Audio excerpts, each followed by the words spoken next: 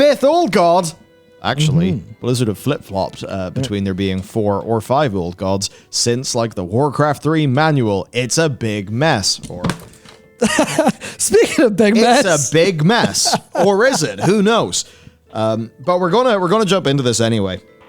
It's going to be fun. Don't worry about this. It's fine. Right then. Did somebody say retcon? Here's basically the deal. So, what's happened is we have a book. And this book is actually a book from vanilla that Blizzard, like, wholesale copy-pasted. Straight up. But that's the point. Because they then have Neltharion's notes in the margins of that book actually, sort of be the cool new lore thing, which is pretty neat. So, yes, it's a new, but not really, book that's been data mined and found in the new PTR in the Forbidden Reach, concerns the old gods and the ordering of Azeroth by the Titans. An ancient copy transcribed by an unknown hand for Neltharion's private collection. Notes have been scribbled in the margins. Now, the annotations are new, but this is actually a book that dates back to vanilla. And it's a book that was seemingly retconned by Chronicle. Seemingly. Yes. We will see. Yes, Chronicle will turn out to be one of the weirdest things they've ever done to lore in any property ever, probably. Yeah. Because I love going to Chronicle and reading it for lore stuff. It's very fun. And then going, is this true or not anymore? Oh god, I hate it. Yeah. So the revelations in this book, in addition to those found in Uldaman, which is mostly the progress report, Uldoris and Edicts of the Prime Designate that we've covered on our channel before. 47 times. They do paint more of a mixed opinion on the Titans anyway. It shows that the Titans aren't just goody two-shoes god people. They are, in fact, beings doing something, and they have an angle, which, I mean, of course, why do beings do things? Right, I mean... Pathetic. What sort of saviors of the universe fail to notice that their efforts are being undermined by one of their own? And this is Neltharion's comment on unaware of... This is not necessarily Neltharion's comment. It is speculation that's Neltharion's comment. That's true. It is just in Neltharion's... it says an ancient copy transcribed by an unknown hand, but transcribed by an unknown hand for Neltharion's private collection, which means it could have been him doing it, or it could have been him finding it, or it could have been someone else doing it and him yoinking it. It could have been any number of things. But Neltharion knows about whoever this is or all this is anyway, so I think that's the real takeaway, is that Neltharion knew all this stuff, which puts a different flavor to his his old god alliance, because it does put a little bit of doubt on the fact that he was corrupted, per se. Yeah. Because obviously he was, right? But his madness seems... I think they're going to try and dial back on it being madness and kind of go, oh no, he actually kind of had a little bit of a point, until maybe Yogg-Saron had, or no, not Yogg, until N'Zoth maybe had to pull the trigger and say, right, you're going to go a bit more loopy now, going to infuse you with more truth. Or maybe they'll even go for the take of, idea to glimpse the face of God as madness, in the sense that to know truth makes you seem mad comparatively, which is an interesting take these days. But more or less, I think it's just a Neltharion thing. It's not necessarily him doing it, which I think, based on how they've done this with Alpharim before, I think it might be a little bit more of this is a mysterious other person doing it, I imagine. Interesting. Otherwise, I think they would very much say, oh, Neltharion wrote this. But I don't think many of his, as we'll go through them, I don't think many of them sound like him. That's most of where I'm coming from, to be honest. So I guess going through these is interesting, though. The idea here that, like, the Titans, they moved along, and they weren't aware of Sargeras' mission to undo things. Yeah, the idea that they're not omnipotent, and it's like, yeah, what kind of freaking gods or saviors of the universe are you if you don't even know this shit? Yeah. As the Titans made their way across the primordial landscape, they encountered a number of hostile elemental beings. These worshipped a race of unfathomably evil beings, though known as old gods, that had to drive the Titans back and keep the world inviolate from the Vader's metallic touch. And then the note scribbled on the page says, evil according to whom? It was these Titans who maligned the glory of the Black Empire, which again is relevant because Odin, in the Edict to the Prime Designate, basically says, don't let the mortals know that anything other than bad happened during the Black Empire. And now, maybe, who knows? So the next page then. The Pantheon, disturbed by the old gods' perchance for evil, waged war upon the elementals and their dark masters. The old gods' armies were led by, basically, the elemental lords. Yep. So here's the note. They looked upon the most impressive empire in existence and hated they hadn't made it themselves. In a fit of jealousy, they tore it asunder.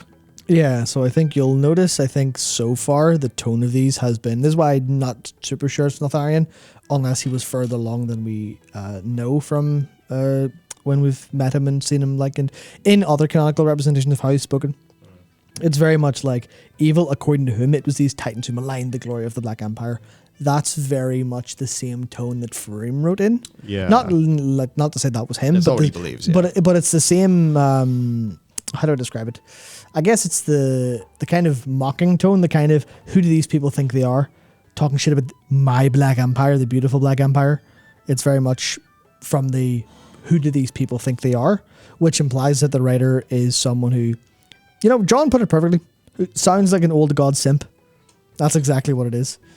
It sounds like someone who's like, oh no, the old gods are definitely they're wonderful, they're great, who these titans think they are. That's been the tone so far, and it continues whenever they talk about, the chaotic forces rage across the face of the world, clash with the colossal titans. They could not stop the mighty titans. One by one, the elemental lords fell. And then the comment is, the titans do love to make themselves seem grandiose. History is, as always, as anyone who's played Call of Duty will know, written by the victor. Yeah. That's becoming very popular. I wonder will anyone gravitate to realizing that's true in real life as well. Oh dear. But yeah, it's fun. It's fun that they keep going this way. Yeah, it talks about how the peace of the Titans that they offered came only through oppression. Yeah. About the Titans empowering races. The author thought this tome is... Yeah, sorry. The author of this tome, in the opinion of the person writing the margins, is that the author is either a liar or a fool. Were they truly ignorant of what lies beyond the waves? Or were they merely commanded to spread Titan propaganda? Yes, so Titans created dwarf like earthen from magical living stone to help dredge out the seas and lift the land from the sea floor. They created an immense but gentle... Hang on a second, sorry, I just had a bit of a realization there. Yeah. And not the one I think you're supposed to have. The Titans created the dwarf like earthen from magical living stone. That's not how we've ever seen things represented before in terms of how the Titans would talk about how they made things. That implies that they just shaped elementals into dwarfs into earthen, as opposed to coming and creating a whole race. Well, it seems like they just smashed it and they took elementals and went, we're going to force you into a shape that we deem better. And the only reason I seem a little bit shocked by that is because that specific wording lines up with an awful lot that we've been thinking about in terms of how Dragonflight has been showing us things. Oh, yes. Regarding elementals and the Titans. And the thing there is, you have the stone dwarves, you have the iron dwarves, you have the fleshy dwarves. With the Vrykul, I don't think you have stone Vrykul. You just have the Vrykul that the Titans print. There's, the forge. Yeah, the iron Vrykul. The Iron Vrykul, which then became regular Vrykul through the Curse of Flesh, which then became humans, allegedly. No, that definitely happened because we saw it happen in a flashback in Northrend. But also, where did the Vrykul come from? Think of it this way. If there was living stone that they turned into the Earthen, who eventually became the Dwarves, what was the precursor to the Vrykul? Find out next week. We're working on it. I've recorded the video, but we are making a lot of content for the Pale Beyond. So a little bit of a delay on that one because Pale Beyond's coming out on the 24th of February. So a lot to do. Now, for the next two then, basically saying, with the Well of Eternity, remember, this is lore that changed. People are going to be like, this is a retcon. This was different as of ages ago. So At the continent's center, they crafted a lake of scintillating energies. The lake they named the Well of Eternity was the font of life for the world. Now, of course, by the time of Pandaria, we know the Well of Eternity happened because Aman'Thul yanked Yasharj out of the ground and nearly killed the planet. And the big wound is the Well of Eternity. So, as Riley says, the Titans wounded the world with their recklessness. So, the author of this, is aware of what Aman'Thul did, then insisted it was done by design. Preposterous. It was the old gods who nurtured the flesh of this world, not the Titans. And for the next one... that line literally just confirms everything I've been thinking. Fantastic. Good. Fantastic. For the next one, this is about, as twilight fell on the final day of their labors, the Titans named the continent Kalimdor, the land of eternal starlight. Now, this is a lore book in-game in vanilla. Yeah. So obviously, even by the time of, Wrath Cataclysm, we're beginning to know quite a lot more, and especially Mists of Pandaria. Ah yes, the Titans' final erasure of the wonders that once existed. They even stole away the land's true name and replaced it with one of their own. I can't wait for people to just scream out, oh my god, they're retconning Kalimdor, in the same way that, we'd be here and be like, Ireland, you've retconned Hibernia.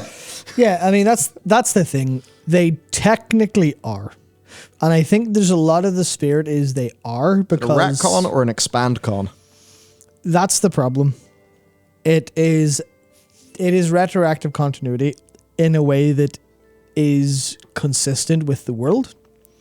And this is where there's a little bit of... Because this is being handled way better than any other time.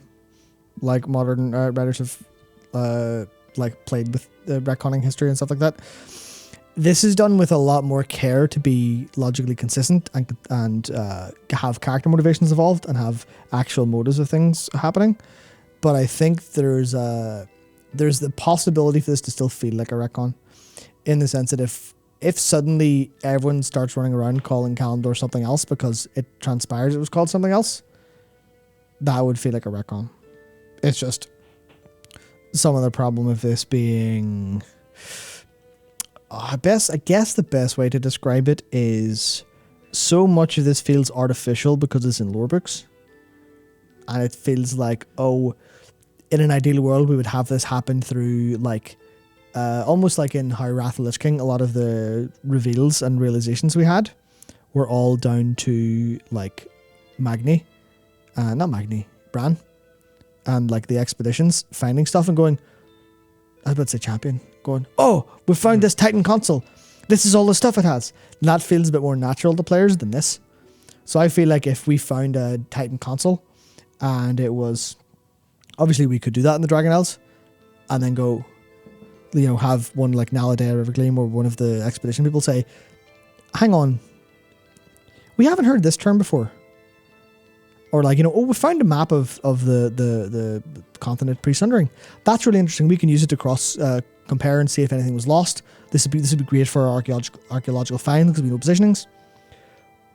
Wait, hang on a second. What's this name? We've never seen that before. Wasn't this all called Kalimdor? And then you could have a conversation like that, and I think that would feel more natural to players. Whereas in this case, a little bit, like the 14 analogy, which I'm not going to go do for spoiler reasons. But the whole point of hey, that feels. If it's in a lore book, it'll feel like a retcon. If it's just some thing that you find out on Wohead, it's like, oh, this is the way it's always been. Versus it being a natural discovery in game. I think that's one of the issues they sort of run into. I think. Where potentially, Xal'atath but can kind of help save them because that was in game. Yeah, and also people are pointing out that this is totally quite Xal'atath-y. Yeah, in the way she speaks. So it would be cool because Xal'atath's whole thing was slipping between different people and kind of driving them mad. It would be really cool if it was Xal'atath who basically helped with helped speed Neltharion along the path. So I don't know how. I can't remember now how much I went into. I don't think I went into Xal'atath at all, talking about the Black Locust, sorry. But the Black Locust very well could be Xal'atath.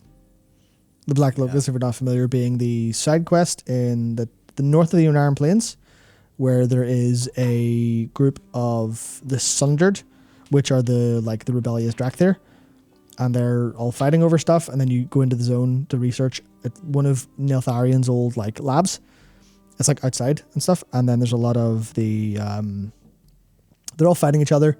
They're all talking about whispers. You get whispered to by this thing called the Black Locust, and it's this like gem. And when you retrieve it after killing a big dragon, it says "Seek me below," or "Find me," something along those lines. Which is to say, going underground. Yeah, we're going underground, and there's an old god or an ally of an old god or something old god-esque. Yes. It could just be like a Cathraxi or something, but something underground that wants to meet us. On that, 5 old gods. Oh my god, retcon, etc. Now, Yes. let's actually dive into that. So, I think the Warcraft 3 manual said there was 5 old gods, and this book here. It also says. Let's read from it. The Pantheon shattered the old god citadels and chained the 5 old gods far beneath the surface of the world. Now, the bit that's kind of got people. So this was found in vanilla, this book, right? Yeah. So this is in-game. Mm-hmm. Now, there was a whole thing where on Wowpedia, there was like a change that reported that this had been reworded to be 4 at some point. But Wowpedia's like main canon version still said 5, at least as of last night. And we know the Blizzard just copy-pasted the thing over. So there's like a few things that are going on here. Either Blizzard just copy-pasted from Wowpedia whenever they were just grabbing this text, because let's be real, what are you going to do? Go through a nightmare file system or just grab it from Wowpedia? You're probably just going to grab it from Wowpedia. Yeah. There's that. That's one possibility. The other one, though, is that like no 5 actually is what it is. There was something different or special about the 6th one. Sorry, the 5th one. And it was always... Okay. You know... I made it confusing, didn't I? It's hard to get this completely straight. As of vanilla, there were 5. And we were always speculating about 5. And then, at some point, that was changed to 4. Chronicle said 4. Blizzard have copied this text over, and it says 5. Yeah. But also, there have been hints, right? So well, we think. Yeah. Could you actually take us through that, Matt? And I'm going to do one little research thing that I want to find. Yeah, sure, no problem. Where the artifact one book? So we've... Yeah, well, there's this, yeah. Actually, we'll do this first because this needs to be done visually. Yep. I think it's from Pyromancer, but it's the idea anyway that hiding in the margins here, this picture is in fact telling a bit of a story. Right? We see all of the old gods, and then there's like some mystery entity, because what you notice is the points where like the density of the fleshy lines increase, like they match up with old gods. Like that, come on, that's just Yogg. They're literally those 3. But there's a bit here where, you know, the density kind of like all bunches up. If you zoom in far enough, you see there is clearly a being there. We just don't know what it is. Yeah. It's got little eyes. It looks a little almost squid-like. Which would make sense considering where we find Zalatath, but yes. There it is, yeah. It almost does look like one of those, those terrifying deep-sea squids. Yeah. So that's been a point of speculation about old gods. And then when we go down to the Zalatath stuff, this is what I wanted to find. So this is from the Word of the Conclave Artifact Weapon Book, which is the lore behind artifact weapons in Legion. This was unlocked as you gained more and more artifact knowledge. Zalatath had its dark genesis in an age long before the Horde and the Alliance, an age when the legendary old gods and their Black Empire engulfed the world in shadow. There are many theories concerning the blade's creation. The more outlandish claim is that it's all that remains of a forgotten old god who was consumed by its kin in the early days of the Black Empire. Other theories state that Zalatath is the claw of Yasharj ripped from the old god's monstrous form and is bestowed upon its servants for use in ritual sacrifices. Well, you know what's interesting? That if that's true, then that confirms there are 6 old gods. Because that book says that they imprisoned 5.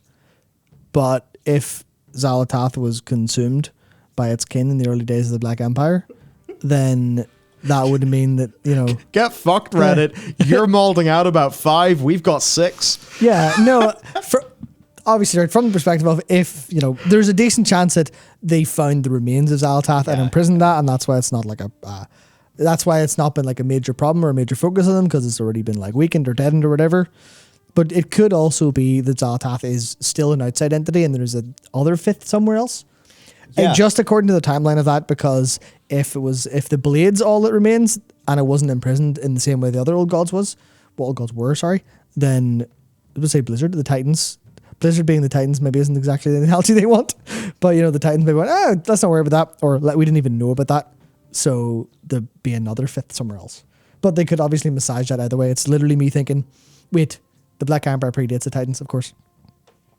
And then obviously I think the Xalatath own whisper saying, their power will be mine, they will pay to me. They will pay for what was done to me long ago, because we had so much speculation about Xalatath being our secret weapon in or murder wife in the for watching Hannibal, learning about the murder husbands, it's what we need. Yeah, we'll ultimately have their help in solving the problem. I do realize we say she because it took a female form, but it's an old god, so it's an it.